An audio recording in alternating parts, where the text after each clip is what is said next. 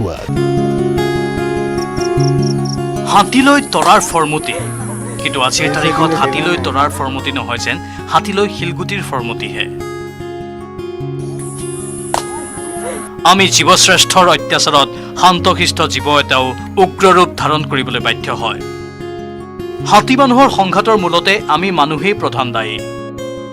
হাতীৰ বাসস্থানৰ পৰা খাদ্যলৈকে আমিয়েই নাইকিয়া কৰিছো। হাতীৰ জাক দেখিলেই শিলগুটি মৰাৰ প্ৰৱণতা সকলোৰে মনলৈ আহে।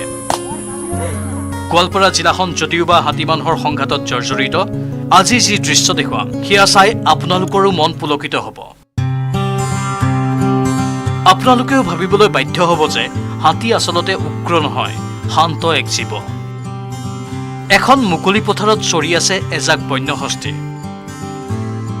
নাই কোনো মানুহক আক্ৰমণ কৰাৰ উদ্দেশ্য, কেৱল মুক্তমনে বিচৰণ কৰিছে হাতীৰ এটা পৰিয়ালে। পৰিয়ালটোত আছে কেইবাটাও কণ কণ হাতী পোৱালিও। হাতীকেইটাই যেন কিছু জিৰণি লৈছে। নিজৰ মাজতেই বিলীন হৈ পৰিছে সৰু বৰ আটাইকেইটা হাতী। নিজক লৈয়ে ব্যস্ত সিহঁত। এক দৃষ্টিনন্দন দৃশ্য। পথচাৰীকো এপলক চাবলৈ বাধ্য কৰিছে। সঁচাকৈয়ে মনোমোহা দৃশ্য, যি দৃশ্য চাই থাকিলেও যেন হেঁপাহ নপলায়।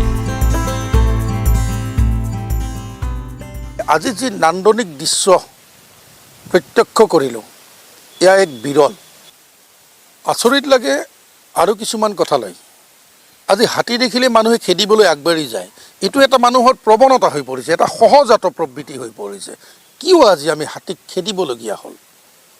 আমি নিজেও সৰুতে যেতিয়া দুই এটা হাতী গৈ থকা দেখিছিলোঁ, তেতিয়া আমি হাতীটো চাবলৈ পিছে পিছে হাতীৰ পিছে পিছে আমিও খোজ কাঢ়িছিলোঁ।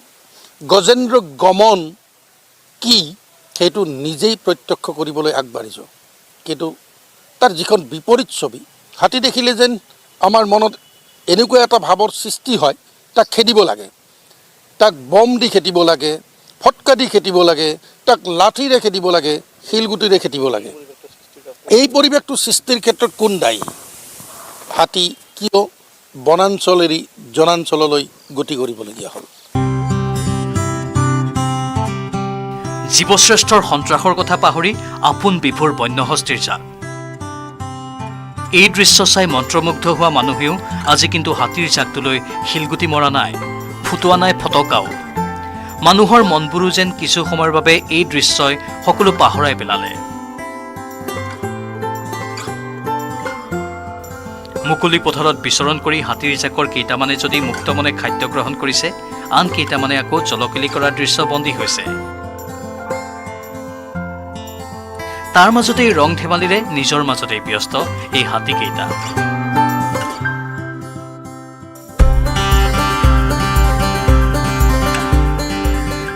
দুধনৈৰ পৰা অৰূপনাথ, নিউজ 18, অসম নৰ্থ ইষ্ট।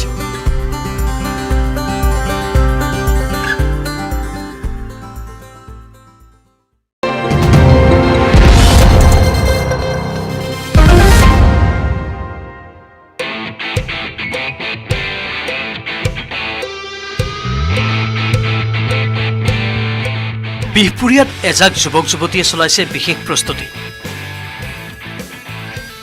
যোৱা প্ৰায় এমাহ ধৰি যুৱক যুৱতীসকল কাহিলি পুৱাই উপস্থিত হয়হি খেলপথাৰত। বিহপুৰীয়া সমষ্টিৰ মুঠ 25শ যুৱক যুৱতী এতিয়া কেৱল নিজৰ শাৰীৰিক দক্ষতা বৃদ্ধি কৰাত ব্যস্ত। লখিমপুৰ জিলাৰ বিহপুৰীয়াৰ যুৱক যুৱতীসকল এতিয়া তামাম ব্যস্ত। তেওঁলোক কাহিলি পুৱাতে ওলাই আহে খেলপথাৰলৈ, আৰু খেলপথাৰত তেওঁলোকে বিভিন্ন ধৰণৰ শৰীৰ চৰ্চা কৰি নিজকে সবল কৰি তোলাৰ যত্ন কৰিছে। সাধাৰণতে দেখা পোৱা যায় যুৱচামৰ মাজত কিন্তু এই সচেতনতা, স্বাস্থ্য সচেতনতা সততে দেখিবলৈ পোৱা নাযায়। কিন্তু বিহপুৰীয়াৰ, লখিমপুৰ জিলাৰ বিহপুৰীয়াৰ যিসকল যুৱক যুৱতী আছে তেওঁলোকৰ মাজত এক ব্যতিক্ৰম এক দৃশ্য দেখিবলৈ পোৱা গৈছে। অসংখ্য যুৱক যুৱতী আহিছে, তেওঁলোকে শৰীৰ চৰ্চা কৰি আছে আৰু শাৰীৰিকভাৱে তেওঁলোক শক্তিশালী হোৱাৰ যত্ন কৰিছে। যুৱকসকল, যুৱতীসকল সকলো এতিয়া ব্যস্ত। বিশেষভাৱে তেওঁলোক নিজকে সাজু কৰি তুলিবৰ কাৰণে বিশেষভাৱে তেওঁলোকে ব্যস্ত হৈ থকা দেখা পোৱা গৈছে। আৰু কাহিলী পুৱাতে ওলাই আহে যুৱক যুৱতীসকল, কাহিলী পুৱাতে ওলাই আহি এনেদৰে তেওঁলোকে শৰীৰ চৰ্চা কৰে। আৰু আমি এই কথাটো ক'ব বিচাৰিম যে এয়া হ'ল বিশেষ প্ৰস্তুতি। যদিওবা আমি যিসকল যুৱক যুৱতী আছে তেওঁলোকৰ পৰা জানিবলৈ যত্ন কৰিম যে কিহৰ কাৰণে তেওঁলোকে কাহিলী পুৱাতে ওলাই আহি এনেদৰে শৰীৰ চৰ্চা কৰিবলৈ নতুনকৈ অভ্যাস কৰিছে। প্ৰথম ভাগৰ লাগিছে চাগে? লাগিছে। ভাগৰ লাগিছে। কিমান সময়ত আহিলা? আমি 4:30মান বজাত। 4:30 বজাত। কিমান সময় কৰিবা শৰীৰ চৰ্চা? আমি কমে 2 ঘণ্টামান কৰোঁ। 2 ঘণ্টা। কিমান দিন হ'ল এনেকৈ শৰীৰ চৰ্চা কৰি থকা? আমাৰ 17 নে 18 দিন হৈছে। কিহৰ প্ৰস্তুতি আচলতে জানিব বিচাৰিম পোনপটীয়াকৈ? ফিজিকেলো আৰু ডিফেন্স লাইনত যাবলৈও। দেখা পোৱা যায় যে আনকালে এনেদৰে ব্যস্ত হৈ নাথাকে খেলপথাৰখন। এই কম দিনৰ পৰা প্ৰায় এমাহ হৈছে খুব ব্যস্ত। কিহৰ প্ৰস্তুতি এয়া? আমাৰ আসাম পুলিচৰ প্ৰস্তুতি। আসাম পুলিচৰ। অসম পুলিচতো বহুত ল'ৰা ল'ব এতিয়া, তাত ভৰ্তি হোৱাৰ প্ৰস্তুতি নহয় জানো? হয়। মই প্ৰশিক্ষক আছে, প্ৰশিক্ষকৰ লগত মই কথা পতাৰ যত্ন কৰিম। আচলতে কি শিকোৱা হৈছে বিশেষভাৱে তেওঁলোকক? শিকোৱা হৈছে মানে মেইনটো দৌৰ, ৰানিঙৰ পৰা ধৰি হাই জাম্প, লং জাম্প আৰু বিভিন্ন ধৰণৰ এক্সাৰচাইজ দিয়া হৈছে। হাতৰ এক্সাৰচাইজ, ভৰি এক্সাৰচাইজ, পেটৰ এক্সাৰচাইজৰ পৰা ধৰি পিনি সকলো এক্সাৰচাইজ যিমানখিনি আমি জানো আমি তেওঁলোকক শিকোৱা হৈছে। এয়া প্ৰথম পদক্ষেপ চাগে। ইয়াৰ পূৰ্বে এনেধৰণৰ প্ৰস্তুতি আমি দেখা পোৱা নাছিলোঁ। এনেধৰণৰ হোৱা নাছিলে। এতিয়া আমি এমাহমানৰ পৰা হয়। মই পুনৰ ক'ম যে এনেদৰে সংগঠিত ৰূপত যি প্ৰশিক্ষণ সেয়া এতিয়ালৈকে দেখা পোৱা নাযায় বিহপুৰীয়াত। সাধাৰণতে লখিমপুৰ জিলাতো দেখিবলৈ পোৱা নাযায় যে আৰক্ষীত মকৰল হ'বৰ কাৰণে বা ভাৰতীয় সেনাবাহিনীত মকৰল হ'বৰ কাৰণে এইবাৰ সাংগঠনিকভাৱে খুব সুন্দৰকৈ পদ্ধতিগতভাৱে প্ৰশিক্ষণ আৰম্ভ কৰিছে। অতি ভাল লক্ষণ। কোনে উদ্যোগ লৈছে আচলতে? কিমান ল'ৰা ছোৱালী ইয়াত সামৰি লোৱা হৈছে? আমাৰ এই প্ৰশিক্ষণ শিবিৰটো আমাৰ 1 নং সমষ্টিৰ মাননীয় বিধায়ক ডক্টৰ অমীয় কুমাৰ ভূঞাদেৱৰ উদ্যোগত লোৱা হৈছে। তাকে আমাৰ ইয়াত মোটামুটি আমাৰ বিহপুৰীয়া যিমানটো অঞ্চল, এতিয়া ধৰি লওক বাঁহগৰা হৈ গ'ল, এইফালে বদতি হৈ গ'ল, বঙালমৰা, আনকি আপোনাৰ লালুকৰ পৰাও আহে, তাৰপিছত বৰবালিৰ পৰা আহে, পথালি পাহাৰৰ পৰা আহে, আৰু এজন দুজনটো আপোনাৰ শিমলুগুৰিও আছিলে লেডিজ মই লগ পাইছোঁ। তো এইটো আমাৰ চলি আছে শিবিৰটো। আপোনাৰ প্ৰায় 500 ল'ৰা ছোৱালী। সঁচাকৈ খেলে আনে প্ৰগতি, খেলে আনে সুস্থ মানসিকতা। খেলৰ জৰিয়তেই জগত চিনাৰ হেঁপাহ এইসকল যুৱক যুৱতীৰ। লগতে তেওঁলোকৰ আশা সামৰিক বাহিনীত যোগদান কৰি দেশ সেৱা কৰা। এই যুৱক যুৱতীসকলে নিজকে শাৰীৰিকভাৱে সক্ষম কৰি তোলাৰ যত্ন কৰাত এতিয়া সকলোৱে তেওঁলোকক প্ৰশংসা কৰিছে। ডেকা আমাৰ গাভৰুসকলক তেওঁলোকৰ শাৰীৰিক সক্ষমতা আৰু দক্ষতা বৃদ্ধি কৰি সন্মুখত থকা অসম আৰক্ষীৰ যি নিযুক্তি প্ৰক্ৰিয়া আৰম্ভ হ'ব, তেওঁলোকে তাত যাতে সকলো প্ৰস্তুতি অৱতীৰ্ণ হ'ব পাৰে। অৱতীৰ্ণ হৈ পিনি তেওঁলোকে লক্ষ্যত উপনীত হৈ আমাৰ সমষ্টিলৈ যাতে তেওঁলোকৰ সপোনৰ সেই চাকৰিটো যাতে লৈ আহিব পাৰে। প্ৰায় 2500 যুৱক যুৱতীয়ে ৰাতিপুৱা 5টা বজাৰ পৰা কাৰ্যক্ৰম আমি ৰাখিছোঁ। তেওঁলোকে 4 বজাতে আহি পায়। এই সুন্দৰ অনুশীলন।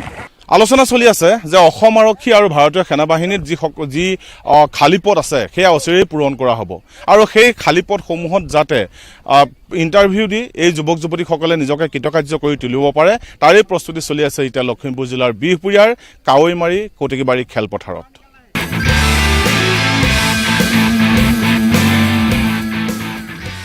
সঞ্জীৱ লাহনৰ report, news 18 Assam north east.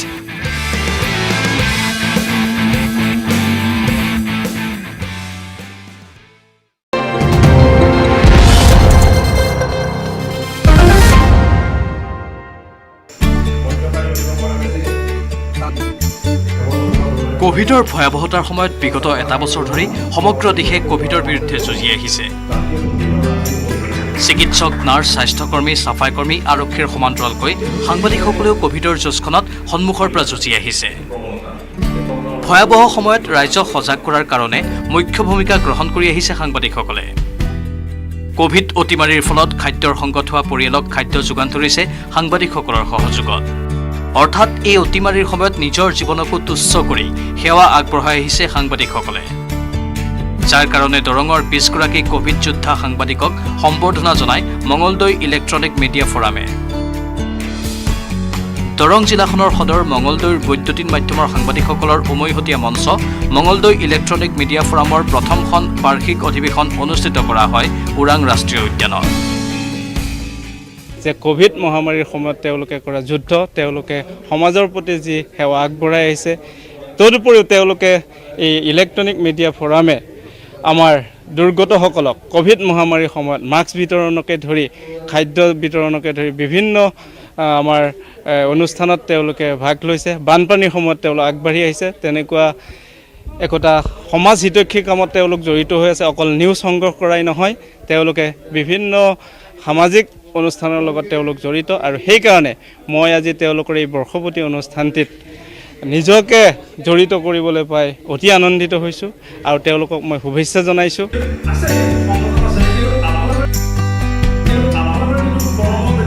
এই কাৰ্যসূচীত দৰং জিলাৰ 20গৰাকী সাংবাদিকক ক'ভিড যোদ্ধা হিচাপে সম্বৰ্ধনা জনোৱা হ'ল। দৰঙৰ নিউজ 18ৰ সাংবাদিক নৱজ্যোতি মহন্তই লাভ কৰে এই সন্মান।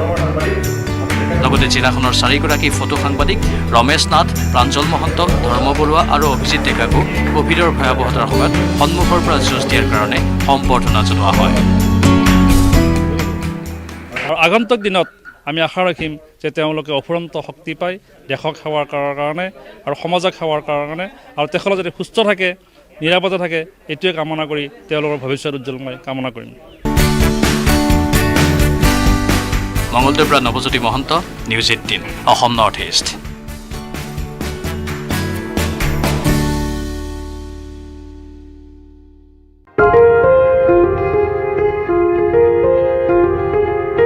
কেঁচা চাহপাতৰ নিম্নগামী মূল্যই অসমৰ ক্ষুদ্ৰ চাহ খেতিয়কক মাধমাৰ সোধাই অহাৰ লগতে ক্ষুদ্ৰ চাহ খেতিয়কৰ অৱস্থা পানীত হাঁহ নচৰাৰ দৰে হৈছে। অসমৰ গ্ৰাম্য অৰ্থনীতি সবল কৰাত গুৰুত্বপূৰ্ণ ভূমিকা লৈ আহিছে ক্ষুদ্ৰ চাহ খেতিয়ে। ইয়াৰ বিপৰীতে ক্ৰমাৎ কেঁচা পাতৰ নিম্নগামী মূল্যই অসমৰ প্ৰায় 1,80,000 ক্ষুদ্ৰ চাহ খেতিয়কৰ ভৱিষ্যতৰ প্ৰতি ভাবুকি সৃষ্টি কৰিছে। উল্লেখযোগ্য যে ভাৰতীয় চাহ বোৰ্ডে প্ৰতি মাহৰ বাবে প্ৰতি কেজি কেঁচা পাতৰ MBP নিৰ্ধাৰণ কৰি দিয়ে যদিও বটলিফ ফেক্টৰীৰ মালিকপক্ষই এই মূল্য দিবলৈ অপাৰগতা প্ৰকাশ কৰি আহিছে। ফলত উপায়হীন হৈ পৰিছে ক্ষুদ্ৰ চাহ খেতিয়কসকল। কিন্তু এনে সময়ত মৰিয়নিৰ বাহনী চাহ বাগিচাই ভাৰতীয় চাহ বোৰ্ডে প্ৰতিমাহে নিৰ্ধাৰণ কৰা প্ৰতি কেজি কেঁচা পাতৰ MBP মূল্যতকৈ 2 পৰা 3 টকা অধিক মূল্য প্ৰদান কৰি অভিলেখ সৃষ্টি কৰাৰ লগতে অঞ্চলটোৰ শতাধিক ক্ষুদ্ৰ চাহ খেতিয়কৰ মুখলৈ সন্তুষ্টিৰ হাঁহি বিৰিঙাবলৈ সক্ষম হৈছে। বাহনী চাহ বাগিচাৰ স্বত্বাধিকাৰী তথা বিশিষ্ট অসমীয়া চাহ উদ্যোগপতি সমীন্দ্ৰনাথ ফুকনে ক্ষুদ্ৰ চাহ খেতিয়কে তেওঁলোকক ভাল কেঁচা পাত দিয়াৰ বাবে ভাল চাহ উৎপাদন কৰি চাহৰ নিলাম বজাৰত বাহনী চাহ বাগিচাৰ চাহে অধিক মূল্য লাভ কৰাৰ বাবে ক্ষুদ্ৰ চাহ খেতিয়কক উচিত মূল্য দিবলৈ সক্ষম হোৱা বুলি প্ৰকাশ কৰে। এই সময়ত অসমৰ ক্ষুদ্ৰ চাহ খেতিয়কে আচলতে মূল্য নাপায়, হতাশাত ভুগিবলগীয়া হৈছে। তেনে সময়তে যোৰহাট জিলাৰ এখন বাগিচাই কিন্তু উচিত মূল্য ক্ষুদ্ৰ চাহ খেতিয়কক দিবলৈ সক্ষম হৈছে, যাৰ বাবে ক্ষুদ্ৰ চাহ খেতিয়কৰ মুখত হাঁহি বিঙিবলৈ আৰম্ভ কৰিছে। মই বাহনী চাহ বাগিচাৰ যিজন সঞ্চালক তেওঁৰ কাষত আছোঁ। মই আপোনাক প্ৰথমতে সুধিছোঁ যে যিহেতু দেখিছোঁ আমি ক্ষুদ্ৰ চাহ খেতিয়কসকল হতাশ হৈ পৰিছে, যিহেতু উচিত মূল্য তেওঁলোকে নাপায়, ইমানখিনি ব্যয় কৰাৰ পিছত তেওঁলোকে উচিত মূল্য নাপায়, কিন্তু আপোনালোকৰ বাগিচাখনত যথেষ্ট ভাল মূল্য দি আছে, যাৰ কাৰণে ক্ষুদ্ৰ চাহ খেতিয়কসকলে সন্তুষ্টি হাঁহি মাৰিছে। ইয়াৰ মূলতে কি কাৰণ? প্ৰধান কথাটো মই কওঁ যে আমাৰ যোনখিনি সৰু খেতিয়ক আছে, আমাৰ পৰিয়ালৰ দৰে আমাৰ প্ৰায় 42জন টোটেল ছাপ্লায়াৰ আছে, আৰু আমি চবকে কওঁ যে ডাইৰেক্টলি আমাক পাত দিবলৈ। আমি ছাপ্লায়াৰৰ পৰা পাত কম লওঁ আৰু আমি চেষ্টা কৰোঁ যে ভাল পাত ল'বৰ কাৰণে। আৰু সেইটো মই ক'ব লাগিব যে আমাৰ যোনখিনি সৰু মানে স্মল গ্ৰ'ৱাৰ্ছ আছে, চবে আমাক খুব ছাপোৰ্ট দিছে। আমি জুলাই মাহত তেওঁলোকক 33 টকা ৰেট দিছিলোঁ। এই মাহতো যোনে ভাল পাত দিছে তেওঁলোকক আমি 31 লৈকে দিছোঁ, যদিও টি বৰ্ডৰ ৰেট 29.50। আৰু মেইন কথাটো হৈছে যে যোনখিনি এচাম মানুহ আছে এতিয়াও পাতটো ভাল কৰিব পৰা নাই, কিন্তু যিহেতু ইমান দিন আমাৰ লগত আছে, আমি এইখিনি পাত লৈ আছোঁ আৰু আমি তেওঁলোকক কৈ আছোঁ যে পাতটো উন্নত কৰিবলৈ। আৰু আপুনি দেখিব যে আমাৰ গোটেইখিনি ইয়াত চব খেতিয়কে নিজে পাত লৈ আহে, আৰু কোনোবাই চাইকেলত আহে, কোনোবাই সৰু গাড়ীত আনে, পাতটো ভালকৈ আনে বেগত, আৰু পাতৰ কোৱালিটিও খুব ভাল, সেইকাৰণে আমি দিব পাৰিছোঁ। আৰু আমাৰ সেইটো অনুপাতে আমি অকশ্যনত দাম পাইছোঁ কাৰণে দিব পাৰিছোঁ। আৰু মই ভাবোঁ যে আজি সৰু খেতিয়ক ক্ষুদ্ৰ চাহ খেতিয়কৰ যোনটো আজি প্ৰব্লেম হৈছে ৰিগাৰ্ডিং বেড লিফ, সেইটো কাৰণে আমি ফেক্টৰীও যথেষ্টখিনি আমাৰ কাৰণে এইটো হৈছে বুলি ভাবোঁ। বাহনী চাহ বাগিচাই ক্ষুদ্ৰ চাহ খেতিয়কৰ কেঁচা পাতত প্ৰতি বছৰে উপযুক্ত মূল্য প্ৰদান কৰি অহা বুলি অঞ্চলটোৰ ক্ষুদ্ৰ চাহ খেতিয়কে প্ৰকাশ কৰিছে। ইয়াৰ উপৰি বাহনী চাহ বাগিচাৰ মালিকপক্ষই ক্ষুদ্ৰ চাহ খেতিয়কসকলৰ লগত সুসম্পৰ্ক বৰ্তাই ৰখাৰ লগতে পাতৰ গুণাগুণ বৃদ্ধিৰ বাবে ক্ষুদ্ৰ চাহ খেতিয়কক প্ৰতি বছৰে প্ৰশিক্ষণো প্ৰদান কৰি অহা বুলি জানিবলৈ দিয়ে এগৰাকী ক্ষুদ্ৰ চাহ খেতিয়কে। বাহনী চাহ বাগিচাই ক্ষুদ্ৰ চাহ খেতিয়কৰ উৎপাদিত পাত উপযুক্ত মূল্য দি ক্ৰয় কৰা কাৰ্যক শলাগ লৈছে সদৌ অসম ক্ষুদ্ৰ চাহ খেতিয়ক সন্থাৰ যোৰহাট জিলা সমিতিয়ে। আমাৰ সন্থাৰ ফালৰ পৰা আমি যোৰহাট জিলাৰ সমূহ বটলি ফেক্টৰী যিখিনি ফেক্টৰীয়ে আমাৰ ক্ষুদ্ৰ চাহ খেতিয়কৰ চাহপাত লয় আমি প্ৰত্যেকতে প্ৰদৰ্শন কৰি চাওঁ, মানে পৰ্যবেক্ষণৰ কাৰণে যাওঁতে বাকীখিনি ফেক্টৰীত যিখিনি MBPক লৈ হুলস্থুল এটা হৈ আছে, MBPৰ তলত সকলোৱে ৰেট দিবলৈ চাই এতিয়া 23 টকা চলি আছে, কিন্তু আমাৰ বাহনী চাহ বাগিচাত আমি খুব সুখী। তেওঁলোকে MBPৰ ওপৰতো এতিয়া 29 টকা 70 পইচা যিটো MBP আছে তাৰ ওপৰতো তেখেতসকলে 31 টকা 32 টকালৈকে দি আছে। গতিকে আমাৰ ক্ষুদ্ৰ চাহ খেতিয়কক খুব সুখী আৰু তেওঁলোকেও সকলো পৰিচালকৰ লগত আৰু মালিক পক্ষৰ লগত আলোচনা কৰে। 15 দিনে তেওঁলোক বহি পিনে কোৱালিটিৰ ওপৰত কথা পাতে আৰু তেওঁলোকৰ কি সমস্যা আছে সেইখিনিও পৰিচালকৰ লগত কথা পাতি নিজৰ অসুবিধাসমূহ তেওঁলোকৰ লগত আলোচনা কৰি আজি যিখিনি ভাল ফল পাইছে তেখেতসকলক লৈ আমি খুব সুখী। আমি বিচাৰোঁ বাকী ফেক্টৰীসকলেও আদৰ্শ হওক, এখেতসকলৰ যিখিনি ভাল গুণ তেওঁলোকে লৈ পিনে বাকী খেতিয়কক সুবিধা কৰিবৰ বাবে তেওঁলোকে এখেতসকলৰ পৰা শিক্ষা লওক, আমি তাকে বিচাৰোঁ। উল্লেখযোগ্য যে ক্ষুদ্ৰ চাহ খেতিয়কে মুঠ উৎপাদনৰ 51% উৎপাদন কৰি দেশৰ অৰ্থনীতিলৈ প্ৰচুৰ অৱদান আগবঢ়াই আহিছে। মৰিয়নিৰ পৰা Jyotiprasad Gogoi, news 18 Assam north east.